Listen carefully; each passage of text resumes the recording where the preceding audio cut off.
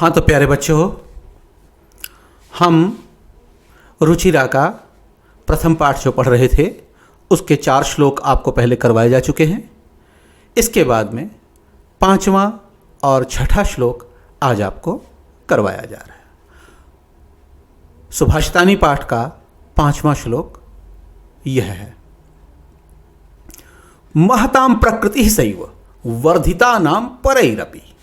महतां प्रकृति सैव वर्धिता नाम परैरपि न जहाति निजम भावम संख्यासु लाकृतिर यथा। एक एक शब्द की हम हिंदी करेंगे। महतां, महतां ये लिखा है महतां, महान लोगों की।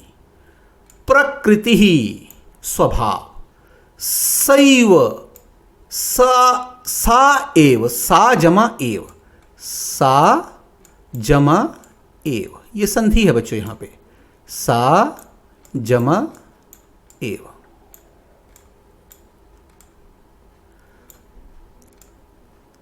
महान लोगों का स्वभाव जैसा है वैसा ही रहता है, भले ही वे कैसे हों। वर्धिता नाम परैरपि, भले ही उनका पालन पोषण या उनको सहारा देने में या उनको आगे बढ़ाने में किसी भी प्रकार से दूसरों का योगदान ही क्यों ना हो, भले ही उनका पालन पोषण किन्हीं और लोगों में ही, किसी और प्रवृत्ति के लोगों में ही क्यों ना हुआ हो, लेकिन महान लोगों का स्वभाव हमेशा वैसा ही रहता है जैसा उनका अपना होता है। यह है पहली लाइन की हिंदी। इसके बाद में न जहाति निजम भावम संख्यासु लाकृतिर्यथा। और वह उनका जो स्वभाव होता है वह अपने स्वरूप को छोड़ता नहीं है। अपने भाव को, भले ही वो दूसरे लोगों के द्वारा उनकी परवरिश हो रही हो या उनके बीच में रह रहे हों, कुछ भी हो, उनकी आदतें उनमें आ जाएं, लेकिन बावजूद उसके उनका अपना स्वभाव, महान लोगों का अपना स्वभाव अपने भाव को नहीं छोड़ता, अपने मूल रूप को कभी नहीं छोड़ता। जैसे कि संख्यासु, संख्याओं में, लाकृति ही, यथा संख्यासु लाकृति ही, जैसे संख्याओं में 9 की संख्या। ये लाकृति ही का मतलब है 9 की संख्या, 9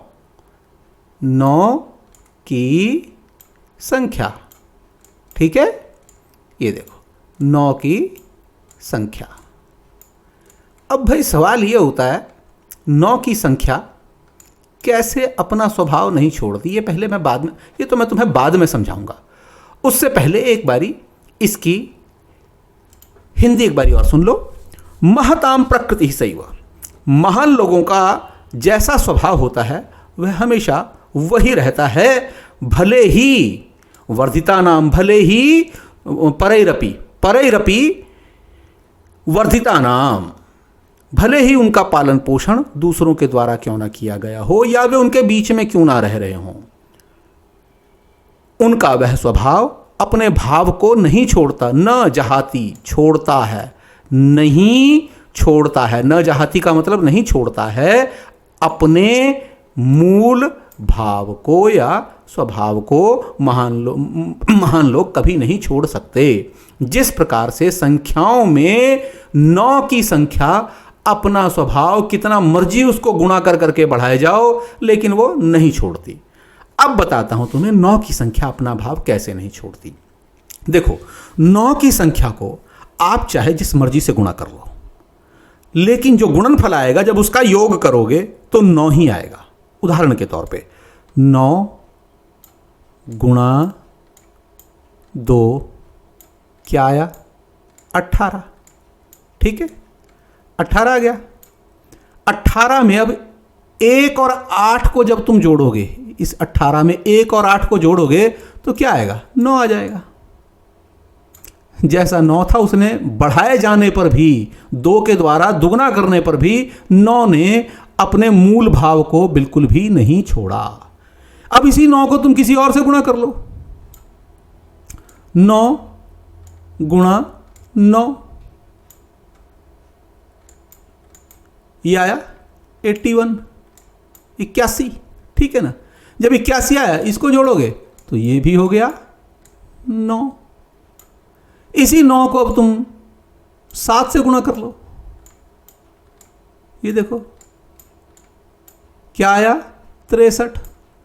63 को 6 और 3 9। कितनी ही बड़ी संख्या से इस 9 को गुणा कर लो, जो गुणनफल आएगा जब उसका योग करोगे तो 9 ही आएगा। करके देख लेना कैलकुलेटर लेकर के घर पर अपने, ठीक है। तो वही बताया गया है कि महान लोग भले ही दूसरों के द्वारा पाले पोसे जाएं या उनके बीच में रहें, लेकिन उनका स्वभाव जैसा है वैसा ही रहता है। वह अपने भाव को कभी भी नहीं छोड़ता है। जैसे संख्याओं में 9 की संख्या को जितना मर्जी गुणा कर लिया जाए, आगे बढ़ा लिया जाए किसी भी अंक के साथ में, लेकिन वह उसके गुणनफल का जब हम योग करेंगे तो 9 ही आएगा। तो बच्चों, ये था हमारा 5वां श्लोक। अब हम करेंगे 6ठा श्लोक। स्त्रियां रोचमानायाम सर्वम तद रोचते कुलम तस्याम त्वरोचमानायाम सर्वमेव न रोचते। बच्चों, इस श्लोक में स्त्रियों के बारे में बताया गया है कि विशेष रूप से स्त्रियों के महत्व को समझाया गया है कि इस समाज में, हमारे परिवारों में स्त्रियों का क्या महत्व है। वो बात यहां पर हमें बताई जा रही है। ध्यान से सुनना। पहली लाइन की हिंदी करते हैं। स्त्रियां रोचमानायाम सर्वम तद रोचते कुलम।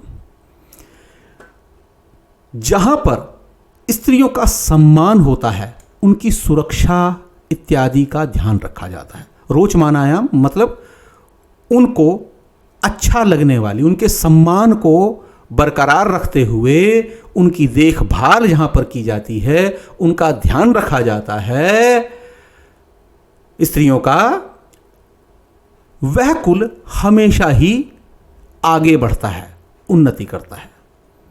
स्त्रियों के प्रति देखभाल और उनके सम्मान की सुरक्षा करने वाला जो कुल होता है, यदि भली भांति वह उनकी स्त्रियों, अपने परिवार की या कुल की स्त्रियों की देखभाल, उनके सम्मान का ध्यान रखता है, तो उस कुल की उन्नति होती है। वह कुल सभी का प्रिय बन जाता है। यह है इस लाइन की हिंदी।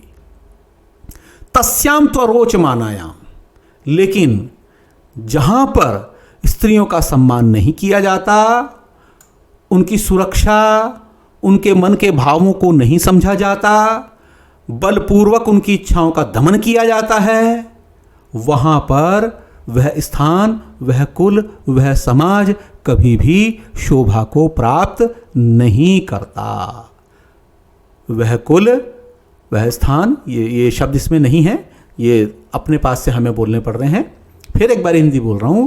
स्त्रियां रोचमानायाम सर्वम तद रोचते कुलम। जहां पर स्त्रियों की सुरक्षा, उनके सम्मान का ध्यान रखा जाता है, भली भांति हर प्रकार से उनकी देखरेख की जाती है, उन्हें पूर्ण दर्जा दिया जाता है, ऐसे कुल हमेशा ही सर्वदा ही समाज में उन्नति प्राप्त करते हैं और सभी को अच्छे लगते हैं।